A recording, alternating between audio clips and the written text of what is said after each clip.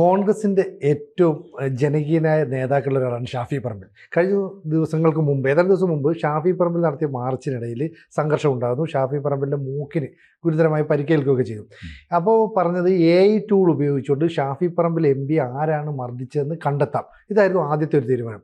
പിന്നീട് ബൈജു എന്ന് പറയുന്ന അവിടുത്തെ ചുമതലയുള്ള റൂറൽ SP തന്നെ പറയുന്നു, ചില പോലീസുകാർ പുറകിൽ നിന്ന് അടിച്ചതാണ്, തെറ്റാണെന്നൊക്കെ പറയുന്നു.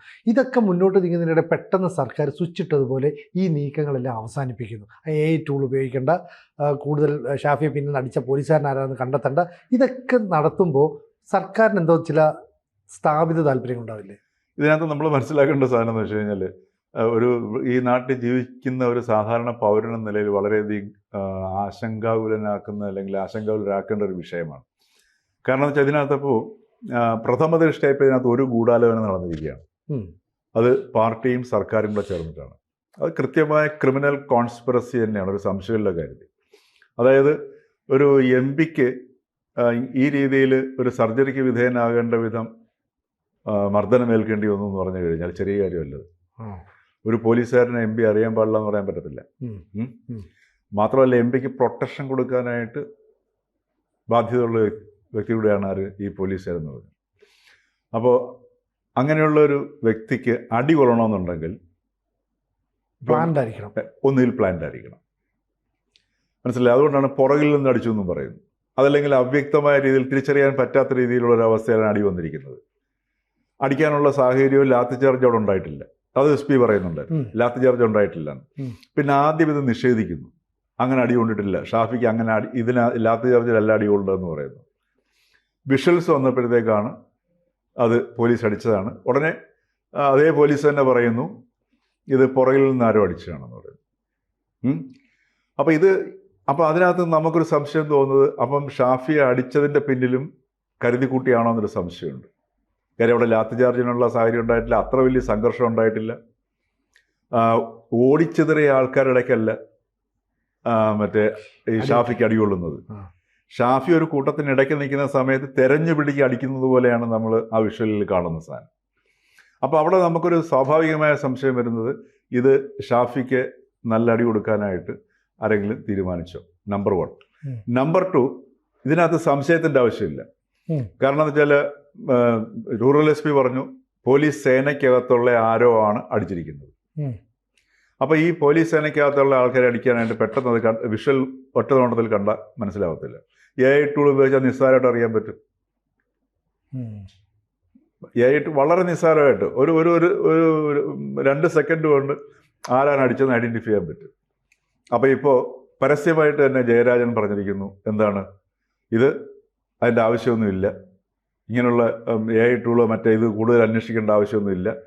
അന്വേഷിക്കേണ്ടത് യഥാർത്ഥത്തിൽ കോൺഗ്രസ്സുകാർ അവിടെ എറിഞ്ഞ ഒരു സ്ഫോടകവസ്തു പെട്ടെന്ന് നറേറ്റീവ് ക്രിയേറ്റ് ചെയ്യുകയാണ്. അത് CPMൻ്റെ ഒരു സ്ഥിരം സ്വഭാവമാണ്. ഒരു നറേറ്റീവ് അങ്ങോട്ട് ക്രിയേറ്റ് ചെയ്യുകയാണ് ചെയ്യുന്നത്. അതായത് സ്ഫോടകവസ്തു എറിഞ്ഞു, ഉടനെ അതിൻ്റെ പുറത്ത് കേസെടുക്കുന്നു, അന്വേഷിക്കുന്നു. അതിൻ്റെ കാരണം എന്ന് വെച്ചാൽ ഇവർക്ക് ഇതിൻ്റെ ഗുരുതരാവസ്ഥ അറിയാം. കാര്യം MP ഇപ്പോൾ പ്രിവിലേജ് കമ്മിറ്റിക്ക് പരാതി കൊടുത്തിരിക്കുകയാണ്. അദ്ദേഹത്തിന് ചികിത്സിക്കുകയും ചെയ്തു, ശസ്ത്രക്രിയ നടത്തിയതിൻ്റെ തെളിവുകളും എല്ലാം ഉണ്ട്. സ്വാഭാവികമായിട്ടും ഗുരുതരമായ അന്വേഷണം വരും, ഗുരുതരമായ നടപടികളും ഉണ്ടാവും. അതിനകത്ത് സംശയമില്ല. ഇവർക്ക് എനിക്ക് തോന്നി ആദ്യം ഈ ഷാഫിയെ ആരെങ്കിലും പരിക്കേൽപ്പിക്കാൻ ആലോചന നടത്തിയ ആൾക്കാർക്ക് ഇതിൻ്റെ ഒരു ഗൗരവം മനസ്സിലായിട്ടുണ്ടാവില്ല എന്ന് തോന്നുന്നു. ഒരുപക്ഷെ പ്രാദേശിക തലത്തിൽ ആരെങ്കിലും ആയിരിക്കും നടത്തിയിട്ടുണ്ടാവും.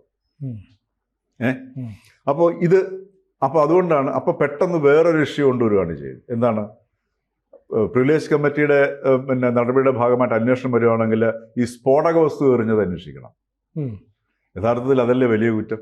അതെ അല്ലേ? ആൾക്കൂട്ടത്തിനിടയിലേക്ക് സ്ഫോടക വസ്തു എറിയാന്ന് പറഞ്ഞു കഴിഞ്ഞാൽ ബോധപൂർവം ഒരു കലാപസമാനമായ സാഹചര്യമല്ലേ?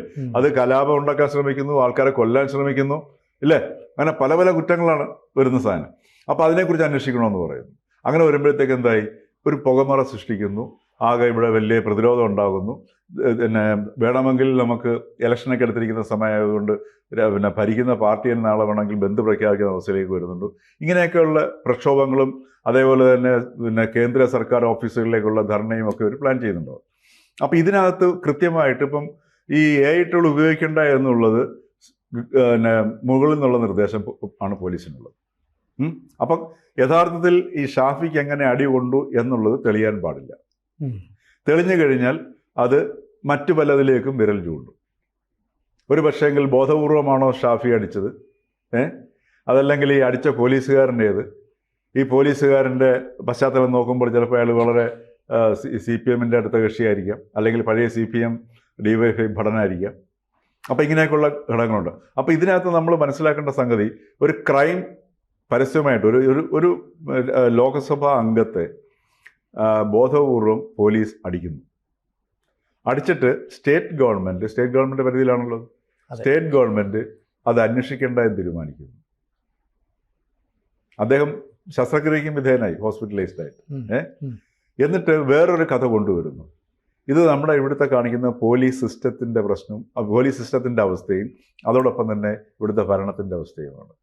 അതായത് നിങ്ങൾ നാളെ ഏതെങ്കിലും ഒരു അപകടത്തിലോ അല്ലെങ്കിൽ നിങ്ങൾക്കൊരു ആവലാതി ഉണ്ടായിക്കഴിഞ്ഞാൽ എതിരെ നിൽക്കുന്ന കക്ഷി ഒരു CPM-കാരനാണ് എന്നുണ്ടെങ്കിൽ നിങ്ങൾക്ക് നീതി കിട്ടും എന്ന് പ്രതീക്ഷിക്കേണ്ട. ഇനി CPM-കാരനാണെങ്കിൽ പോലും, നിങ്ങൾ 2 CPM-കാരാണെങ്കിൽ പോലും അവിടെയും ഈ പറഞ്ഞതുപോലെ ആർക്കാണോ കൂടുതൽ സ്വാധീനം അവർക്ക് മാത്രമേ അനുകൂലമായ വിധി ഉണ്ടാവുള്ളൂ. ഇത് കേരളത്തിൻ്റെ ഇന്നത്തെ ലാ ആൻഡ് ഓർഡർ സിറ്റുവേഷനെ സൂചിപ്പിക്കുന്നതിൻ്റെ കൃത്യമായ ഒരു എക്സാമ്പിളാണ്. അതിനെ ആ രീതിയിൽ നമ്മൾ ഇവിടുത്തെ ഈ മുഖ്യധാരാ മാധ്യമങ്ങൾ പോലും അതിനെ കാണുന്നില്ല എന്നുള്ളതാണ്.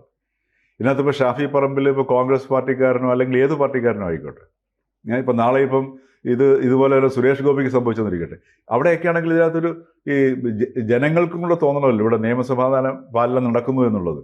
അത് ഈ ഒരു രീതിയിലാണെന്ന് കൃത്യമായിട്ട് വെളിവാക്കി തരുന്നൊരു സംഗതിയാണ് ഈ ഷാഫിയുടെ ഈ ഒരു സംഗതി എന്നുള്ളത്. ഇത് AI ടൂൾ ഉപയോഗിക്കേണ്ട കാര്യം, പ്രതിയെ കണ്ടെത്തണ്ട എന്നുള്ള തീരുമാനം സർക്കാർ എടുത്തിരിക്കുന്നു. പ്രതിയെ കണ്ടെത്തി അർഹമായ ശിക്ഷ കൊടുക്കേണ്ട സർക്കാർ ആ പ്രതിയെ കണ്ടെത്തണ്ട എന്ന് തീരുമാനിക്കുന്നു. അതോടൊപ്പം തന്നെ ഈ സർക്കാരിനെ നയിക്കുന്ന പാർട്ടിയുടെ മുതിർന്ന നേതാക്കളും പറയുന്നു അതിൻ്റെ ആവശ്യമില്ല. അപ്പോൾ പോലീസിന് ഇപ്പം ബൈജുവിന് എന്ത് നിലപാട് സ്വീകരിക്കാൻ പറ്റും? ഒന്നും പറയാൻ പറ്റത്തില്ല. ഒരു റൂറൽ SP-യുടെ അവസ്ഥയാണത്. ഒരു റൂറൽ പോലീസ് സൂപ്രണ്ട്, പോലീസ് മേധാവിയുടെ അവസ്ഥ ഇതാണെന്നുണ്ടെങ്കിൽ പിന്നെ നിങ്ങൾക്ക് എങ്ങനെയാണ് ഒരു സാധാരണ പൗരനൊരു പോലീസ് സ്റ്റേഷനിൽ നീതി ലഭിക്കുക? ഈ റൂറൽ SP തന്നെയല്ലേ പറഞ്ഞത്, ഇത് പോലീസിനകത്ത് ഇൻവോൾവ്മെൻ്റ് ഉണ്ട്, അവർ പുറകിൽ നിന്ന് ചെയ്ത ആക്രമണമാണ്, അവർക്ക് ഇതിൽ പങ്കുണ്ടെങ്കിൽ അവരെ കണ്ടുപിടിക്കുക, അവരെ സമൂഹത്തിന് മുമ്പിൽ കൊണ്ടുവരിക എന്നൊക്കെ പറഞ്ഞ് ആ റൂറൽ SP തന്നെ വായടച്ചുമുണ്ടായിരുന്നു അല്ലേ? അതെ, പരസ്യമായിട്ട് ആദ്യമേ അതൊക്കെ നോക്കി. ആദ്യം ഒരു സ്റ്റോറി ഉണ്ടാക്കി, ഒരു നറേറ്റീവ് ഉണ്ടാക്കി, ഒരു സ്ഫോടക വസ്തു എറിഞ്ഞു. അതുപോലും പോലീസിന്റെ പോരായ്മയല്ലേ കാണിക്കുന്നത്? ഇല്ലേ? സ്ഫോടക വസ്തു എറിഞ്ഞെന്നുള്ളത് CPM-കാരാണോ പറയേണ്ടത്? പോലീസല്ലേ പറയേണ്ടത്? അതെ അല്ലേ? അതെ. ഇപ്പൊ നാട്ടിലൊരു നിയമവ്യവസ്ഥയും സംവിധാനവും അന്വേഷണ സംവിധാനമൊക്കെ ഉണ്ടെങ്കിൽ അവിടെ സ്ഫോടക വസ്തു എറിഞ്ഞിട്ടുണ്ട് എന്നുള്ളത് കണ്ടെത്തേണ്ടത് പോലീസാണ്. ഒന്ന് ആലോചിച്ച് നോക്കൂ, ഒരു സ്ഫോടക വസ്തു എറിഞ്ഞിട്ട് ഒരു DYFI നേതാവ് പറയേണ്ടി വരുന്നു പോലീസിന് തിരിച്ചറിയാൻ ഒരു സ്ഫോടക വസ്തു എറിഞ്ഞിട്ടുണ്ടെന്നുള്ളത്. എന്തൊരു ആക്ഷേപകരമായ അവസ്ഥയാണ്. ഇത് നമ്മുടെ കോമൺ സെൻസിനെ പോലും ചോദ്യം ചെയ്യല്ലേ? പോലീസിന്റെ കോമൺ സെൻസിനെ ചോദ്യം ചെയ്യല്ലേ?